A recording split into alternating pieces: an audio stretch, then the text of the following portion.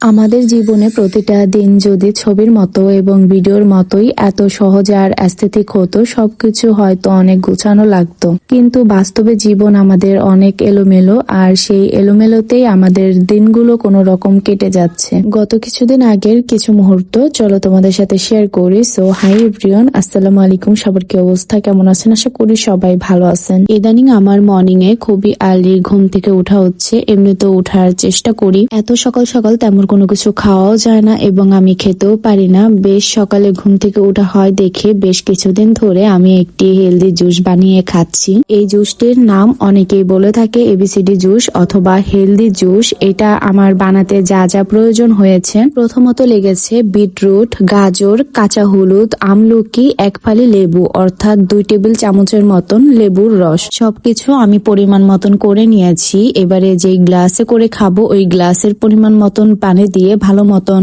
Blender জারে Blender করে নিব। দেন আমি একটা ছাঁকনির সাহায্যে 2 বারের মতন ভালো করে ছেঁকে নিয়েছি। এই তো আমার রিফ্রেশিং ড্রিঙ্কস কমপ্লিট এন্ড আমি বেলকনির পাশে বসে বসে খাচ্ছি। এই ড্রিঙ্কসটি খেতে একদমই বাজে টেস্ট, বাট আমাদের হেলথের জন্য অনেক অনেক উপকার। চেষ্টা করছি ডেইলি রেগুলার একবেলা করে খাওয়ার জন্য, দেখি কতদিন খেতে পারি। আর হ্যাঁ, খাওয়ার আগে কিন্তু দাঁত মাজা যাবে না, খাওয়ার পরে মিনিমাম 10 মিনিট পর দাঁত মাজতে হবে। দেন আমি ফ্রেশ হয়ে ঘরের টুকটাক অনেক কাজ ছিল, কাজগুলো সেরে নিয়ে আমি শাওয়ার নিতে চলে আসি। শাওয়ার নিয়ে আমি সাথে সাথে ছাদে চলে যাই রোদ পোহাতে এবং আমার চুলগুলোকে শুকাতে। বেশ কিছুক্ষণ পর ছাদ থেকে নিচে চলে আসি, মানে রুমে চলে আসি। সানলাইট থাকতে থাকতে আমার আবার পার্সেল আনবক্স করতে হবে। পার্সেল তো আনবক্স করলাম, বাট আমি করিনি, কিন্তু আমার বাবাই করেছে, মানে আমার ছেলে করেছে। মাশাআল্লাহ, অনেক সুন্দর করে পার্সেল আনবক্স করেছে। সবাই মাশাআল্লাহ বলে যাবেন। ওর পার্সেল আনবক্স করার রিজনটাই হচ্ছে পার্সেলের প্রোডাক্টস এর গায়ে যে পলিথিন থাকে, পলিথিনটা ফুটে ওইটা নেওয়ার জন্য, এবং পার্সেল আনবক্স করার জন্য যে ব্লেডটা আর কি, ওইটা নেওয়ার জন্যই ও পার্সেল আনবক্স করেছে। এছাড়াও আমি যে কোনো পার্সেল পাই না কেন অথবা আমি নিজে অর্ডার দেই না কেন, আমার থেকে আমার বাবাই পার্সেলের জন্য অনেক বেশি এক্সাইটেড থাকে। যাই হোক, সেদিন আমার জন্য প্রোডাক্টস গুলো এসেছে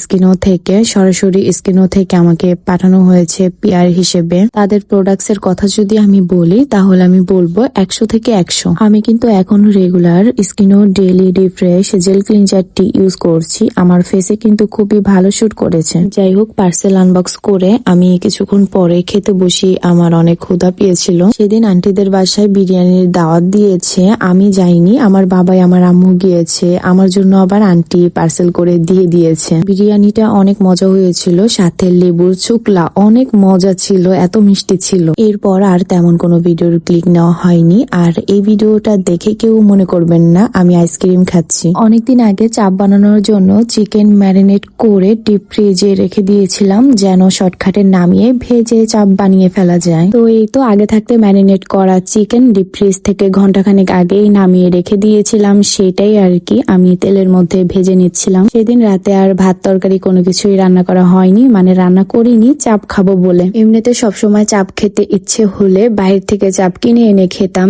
যেদিন থেকে বাসায় চাপ বানিয়ে খেয়েছি ওই দিনের পরের দিন থেকে আর কোনোদিনও বাইরে থেকে চাপ কিনে এনে খাইনি, বা রেস্টুরেন্টে গিয়েও কখনো খাইনি। আশা করি আর কোনোদিনও খাবো না। চাপ খেতে ইচ্ছে করলে বাসায় বানিয়ে খাবো, কারণ বাসায় বানিয়ে খেলে অনেক ইজি, সবাই মন মতন করে খাওয়া যায়। যাই হোক, চাপের সাথে খাওয়ার জন্য নান রুটি বেস্ট। তবে সেদিন আর নান রুটি বানানো হয়নি, আমি শর্টকাটে আটার রুটি বানিয়েছি। এরই মধ্যে দেখি টমেটোর সস শেষ হয়ে গিয়েছে। সাবান টাবান এটা সেটা কিনে আনতে বলেছিলাম, তার মধ্যে সসও আনতে বলেছি, এনেছে পরেই আমি টমেটোর সস দিয়ে, আগে থাকতে পেঁয়াজ মশলার বাগারের মধ্যে টমেটোর সস দিয়ে চিকেনটাকে আমি সুন্দর করে বাগার দিলাম। এই তো আমার চাপ বানানো কিন্তু একদম কমপ্লিট। এরপর আর বেশিক্ষণ চুলায় রাখবো না, অথবা আর কোনো কিছুই দিতে হবে না। দেন এরপর আমি এক এক করে রুটি ভেজে নিচ্ছিলাম। ভাজা হয়ে গেলে একজন একজনকে করে আমি খেতে দিয়ে আসছিলাম, কারণ গরম গরম রুটি না খেলে আবার ভালো লাগবে না। সবগুলা রুটি একসাথে বেলে নিয়ে দেন তারপর আমি রুটি ভাজতে গিয়েছি।